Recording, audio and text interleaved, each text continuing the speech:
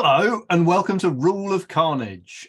This might be a podcast or it might be a video, depending on the technology that you're consuming it on. My name's Mike. I design miniature games. This chap with me is Glenn. He also designs miniature games. And together we are continuing our potentially never-ending series of conversations about designing better miniature games. I was reading a book about games recently, as I want to do, called Seven Games. Don't ask me to recount the name of the author because I've temporarily forgotten it.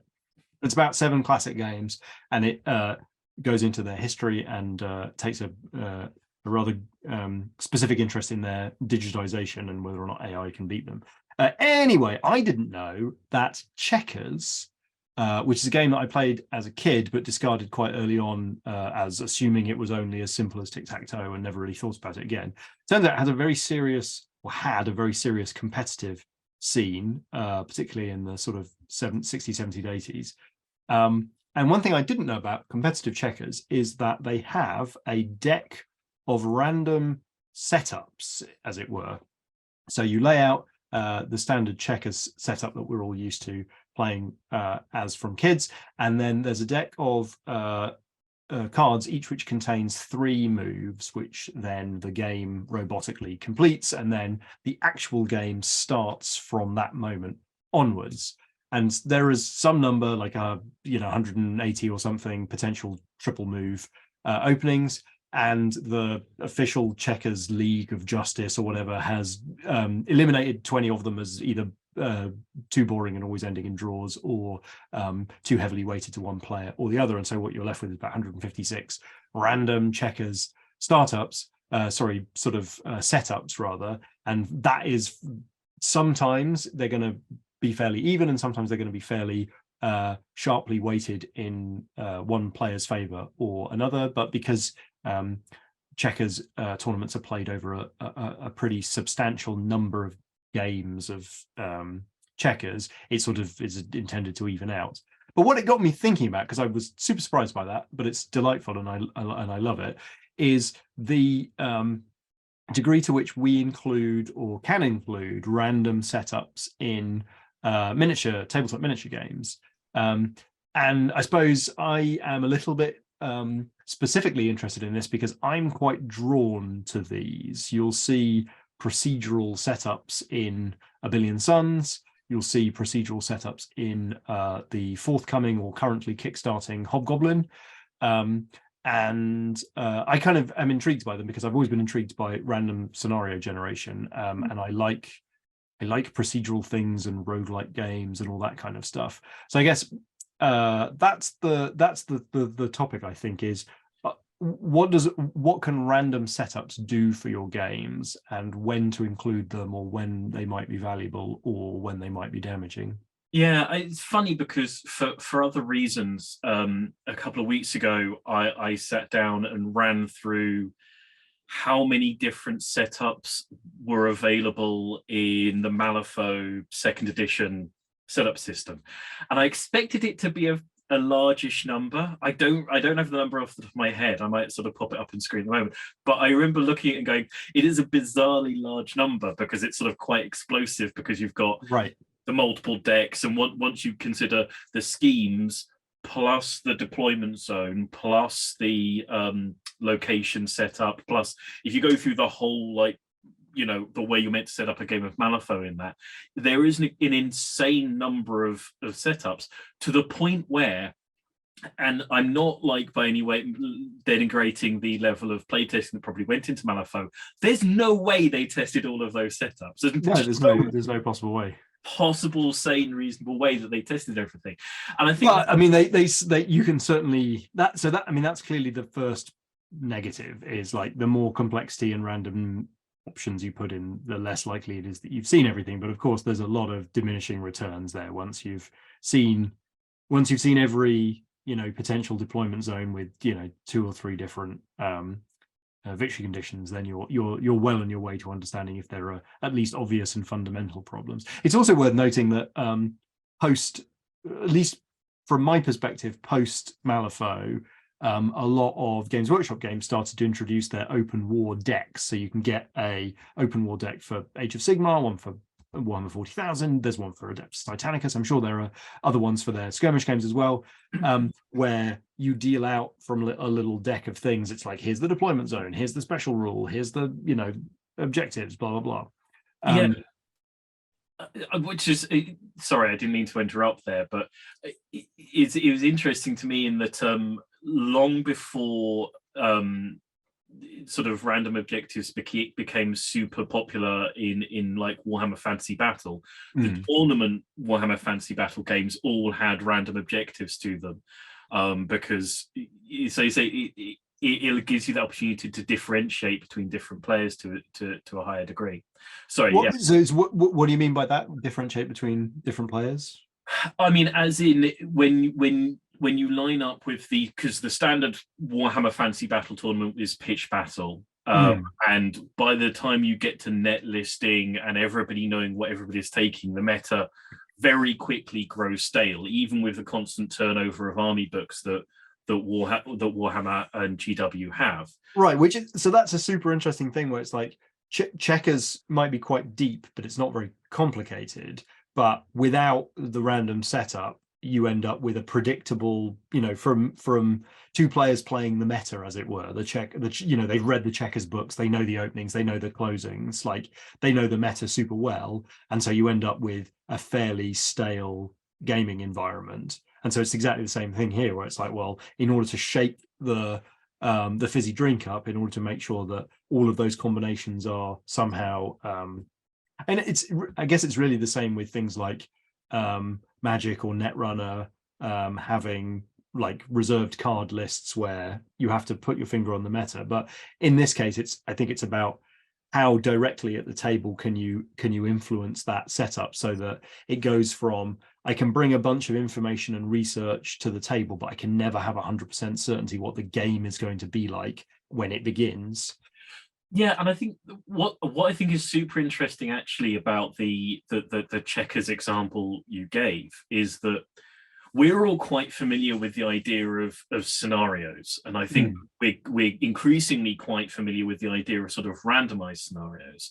But even with sort of randomized scenarios where you get different objectives and different deployment zones, you still fundamentally stay in your deployment zone and you have control over where your unit is going to be at the start of the game.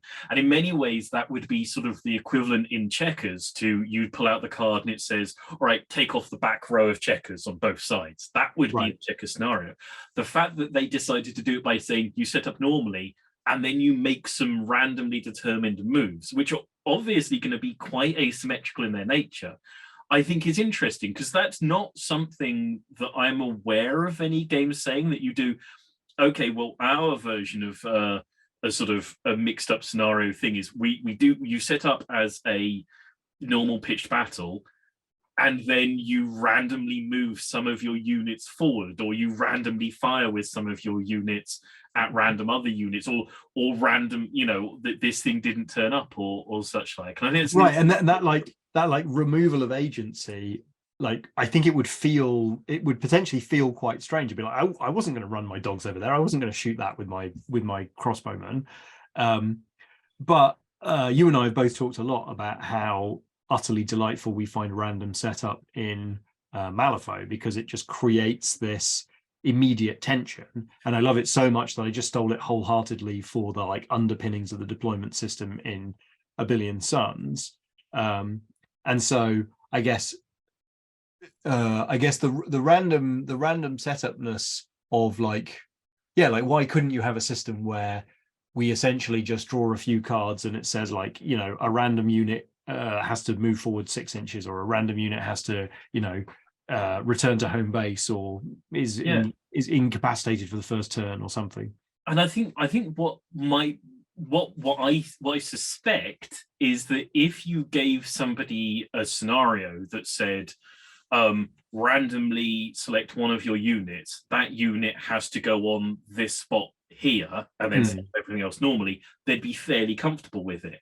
But if you gave me where it said set up normally, and then one of your units randomly moves forward a certain distance, and the exact same thing was recreated, I think that people would have more of a problem with it. I think possibly it's a sort of, you know, competence within a system question. It's a psychological thing that just feels, no, that's not right the way that happened. It feels discombobulating, which I would argue is possibly the whole point of doing one of these things, is to make somebody feel off balance at the start of the game. And that's one. I mean, there's an element, I suppose, of like when you have sort of drop pod deployment, jump pack deployment, you know, arriving from lightning bolts deployment in Warhammer games. Like, I guess there's a world in which that becomes an expression of this, which is like, I'm trying to deploy my stuff, but it always scatters and is essentially scattering a similar way of creating this random setup in the force deployment. I mean, it's curious how quickly players become comfortable with, I mean, talking about Malifaux, and there is a terrifying number of combinations available in Malifaux, but at the same time, you know, good Malifaux players become extremely comfortable with the range of options and setups available, and have, like, you know, sets of plans and ideas and ways of dealing with any sort of given collection of options. You know, in one of those ways that human beings are very good at, and also very, very bad at a lot of the time, sort of simultaneously. And it makes me want to make like a smaller scale chessboard where there's a random objective. It's not just capture the king, and then you're only allowed like you maybe 11 chess pieces, but you can choose whatever you want based on like I mean, I'm not a chess player really, but isn't that like Bobby Fischer's like Nightmare Chess? Oh, is it? Sort of does that in a way. It randomizes the setup, and I do think Alessio Calvatore did a version of chess where you could buy you had pointed pieces. Nice. Buy you could have asymmetrical chess forces. I definitely remember him doing that, like just after he left GW. Love it. I want to see it. So it is out there. Yeah, I think it's. I think a certain amount of it sort of is about what players would be comfortable with, but I think it's I'm never concerned with that. I'm never concerned with that. I think it's very interesting. I mean, I rebel against the idea of set deployment zones sort of whenever I come across them. I just don't like them. I don't, you know, they make me feel very unhappy. And I think that those are, for me, one of the big things that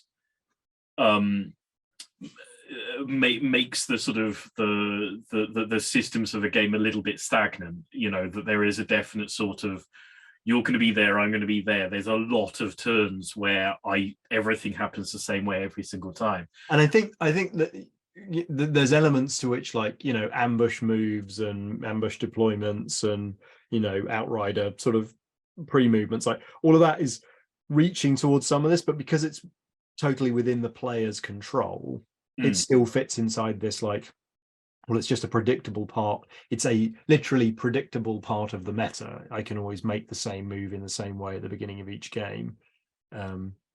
Whereas like a random setup in general takes some agency away from the players. For me, in a great way, because I'm a dyed in the wool pickup player of most games, and one of the reasons I love a procedural setup is that I can sit down at the table and just be like, what are we doing? Oh, roll some dice. Oh, there's a game. Brilliant. Let's go. Without having to pre-plan it for a week. Yes. Ideally, the less agency that everybody has at the tabletop, the better you seem to perform. Yeah, no, I think I'm not here to win these things. I'm only here to play them. Thank goodness. I think it's a very interesting idea to, I think, approach the idea of having your normal setup and then throwing a spanner sort of into the works, which I think is a much less sort of regularly occurring way of dealing with this. And I think that people would I do wonder, I genuinely wonder, because it's like I always remember high elves in Warhammer used to have a rule called Intrigue at Court. And what Intrigue at Court was that you didn't get to pick who your general was. You had to roll a dice and number all your characters from left to right, and like if you got one of the characters, that's who the gem would be. If you missed, you got to pick the character. And high elf players just hated this rule more than anything. They were obsessed over it. It upset them so badly. Every time you ever played them, they banged on and on about it. Nobody else was even aware of the rule. It was such a sort of like, so what, you've got to roll the dice to see if your leadership is 9 or 10. Oh, you poor baby. How will you ever manage? Right, but there was something more psychological at play. It's very much a psychological thing. It was a tiny rule that barely ever mattered and barely ever changed anything in any game, but it absolutely went right into the soul of players, brain stems, and just messed with them. And I think that's the thing. I think I would love to see a game that dared to have you like set up your pieces and then say, okay, randomly that one shoves forward or that one moves backwards. Yeah, and I think the place that you'd naturally head would be find some very thematic reason for that to happen. Either there's something happening with the with the troops or the miniatures, or the battlefield is undulating or unpredictable in some way. Like the classic fantasy scenario is like, the army's riding in and you don't know exactly who's arriving on which flank because everyone's rushing to the thing. But like from a pure like, would it work for every game in every situation? Maybe not. Maybe you couldn't make the story work satisfactorily, but in some cases, I'm certain you could. I mean, I think you could make, with like, I mean, hell, with a sailing game. Yeah, I think there'd be lots of arguments for it. Like a mass battle game, it's odd that we've managed to line up in an exact perfect line on both sides of the tabletop. Wouldn't you think that one of these edges of the line would shift forward slightly or go off kilter? Well, here's an explanation for that. Obviously, in a sailing game, you've drifted to the one direction or another. There's tides, adrift, and wind. Yeah, and then with a squad-based game, the squads tend to have more personal agency as to what they're reacting to within the moment than a strictly regimented army. So I think there's lots of like kayfabe reasons for the thing happening. I think throw a spanner at your players and watch them cry. It's a good thing to mix it up and make sure that people don't get too comfortable, particularly in the setup phase. I think that one of the best places to mess with people is in the setup phase, because you can have as many clunky rules because everyone's got the rulebook in their hand during the setup phase. And then if you've messed with them then, and they don't have to remember every single term. I'd rather have 10 weird rules in a setup phase than one that I have to remember every shooting phase or combat phase. I think, mess around with those ideas, mix up the options, put people off balance. It's a good thing. Nice. Right, I think with that we will roll up this conversation.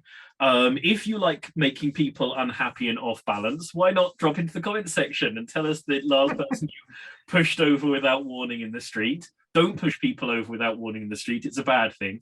Go to the comment section, and while you're down there, hit a like and subscribe. It will be unexpected and shocking to us, but it will make us joyful and happy. And if you have played checkers competitively, tell us about it, because I didn't even know it was a thing. So I'm delighted to discover it. Yes, almost everything gets played competitively. I hadn't heard of cornhole until last week. A game of a pro cornhole popped up on one of my feeds. So I was just like, none of these words are appropriate to each other. Drop into the Discord and tell us about a game. Your passion for cornhole. Your passion for cornhole. Drop into the Discord and tell us about a game that sort of subverts your expectations and messes with your setup plans in a way that delights you whenever you play it. For now, though, I think it's going to be a thank you and goodbye from us. So thank you and goodbye. Bye-bye.